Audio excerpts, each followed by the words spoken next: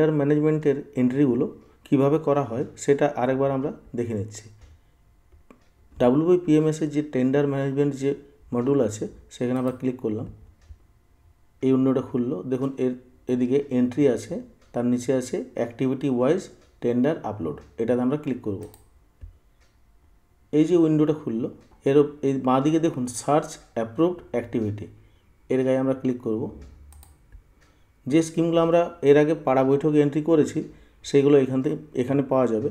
আমরা সেটা ধরুন স্কিম দিয়ে সার্চ করলেও পাবো। ধরুন স্কিমের নাম 15th FC, প্ল্যান ইয়ার, যে বছরের জন্য স্কিমটা এন্ট্রি করেছি আমরা বা প্ল্যানে ছিল, ধরুন 24-25। এবারে সাবমিট। দেখুন 24-25-এর জন্য আমরা 3টা স্কিম পাড়া বৈঠক এন্ট্রি করা ছিল।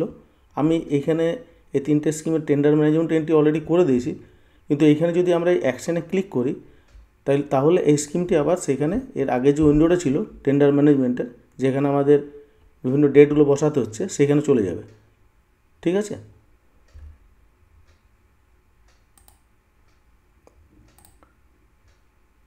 দেখুন এই উইন্ডোতে চলে আসবে এইখানে নামটা। এরপর এখানে আমরা মেমো নাম্বার, মেমো ডেট অর্থাৎ টেন্ডার যেদিন নোটিশ বার করেছিলাম সেই memo number, tender notice date, tender number, publish date অর্থাৎ অনলাইনে কবে পাবলিশড হয়েছিল, লাস্ট সাবমিশন ডেট, এগুলো বসাবো।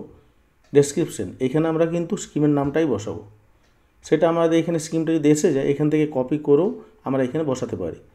এরপর চুজ ফাইল, মানে যে টেন্ডার নোটিশটা আছে যেটা PDF করে রেখেছি আমরা সাইন কপি, সেটা আমরা এখানে ব্রাউজ করে নিয়ে আসবো, তারপর আপলোড করব।